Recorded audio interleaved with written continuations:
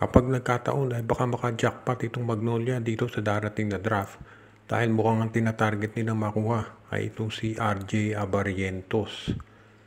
Para doon sa mga sumusubaybay sa karera nito, alam niyo na isa to sa mga top point guards. Hindi lang dito sa Pilipinas kung hindi maski na sa Asia dahil naging very successful yung laro nito o stint niya sa abroad. At maraming ang nagulat kung bakit ito sumali sa PBA dahil marami pa itong nakukuhang offer mula sa Korea at Japan.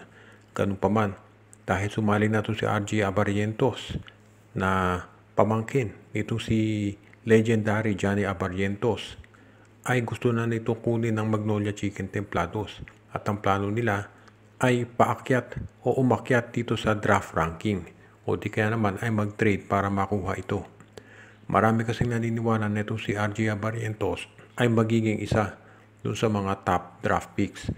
For example, baka ito'y umabot ng number 4 or number 5. So, kinakailangan makuha ng Magnolia yung draft pick ng Phoenix o kaya Northport.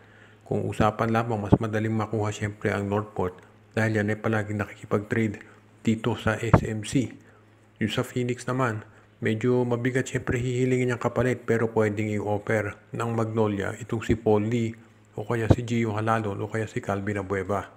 Ibig sabihin, merong mga trade assets itong Magnolia na pwede nilang ibigay para makuha itong si RJ Abarientos.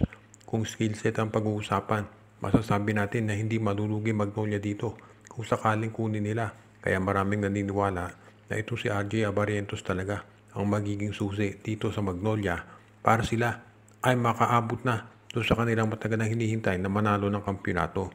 Alam natin na mataas ang expectations dito kay Abarientos pero dahil sa experience nito sa paglalaro sa abroad, maraming naniniwala na kaya itong tapatan. Ang San Miguel Beer ngayon ay isa doon sa mga teams na interesado na makuha yung draft pick nitong Terra Firma Jeep. Kapilang din dyan syempre yung kanyang sister teams na Magnolia at itong Barangay Ginebra. Hindi pa maliwanag kung sino pagbibigyan ng SMC pero sabi ng mga insiders, mukhang priority nila na palakasin itong San Miguel Beer dahil syempre yan ang flagship.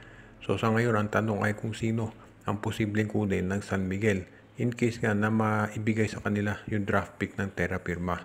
Dalawa lang naman ang posibilidad dyan. Either itong si Kai Balungay o si Cedric Fairfield. Dahil itong si Blackwater, yan ang number 2. So kung kukunin ng Blackwater itong si Balungay na 6'7", si Fairfield ang kukunin ng Terra Firma. Kung kukunin ng Blackwater si Cedric Fairfield, kukunin naman ng Terra Firma si Kai Balungay. Maraming nagsasabi na baka si RJ Abarientos o si Kaylan Tiongso dyan, pero hindi pa natin masasabi. So sa ngayon ang maliwanag dito, itong San Miguel Beer ay determinado na makuha yung draft pick ng Terra Firma. Alam natin na in the past binigay na ng Terra Firma yan itong si CJ Perez at Christian Stan Hardinger. So hindi na nakapagtataka kung ibibigay nila ulit. Ang medyo siste lang ngayon ay dahil itong Barangay Ginebra at Magnolia parehong kailangan din yung draft pick na yan. So, hindi pa maliwanag kung ano magiging sitwasyon dito. Ang maliwanag itong San Miguel, magkakaroon ng malaking pagbabago dito sa kanilang lineup dahil hindi na sila yung katulad nung dati na sa tingin ng iba powerhouse talaga.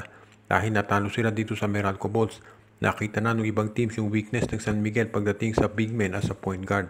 Kaya yan ngayon ang dahilan kung bakit ang SMB kukunin kung itong si Balungay o itong si Cedric Fairfield kung sino man ang available.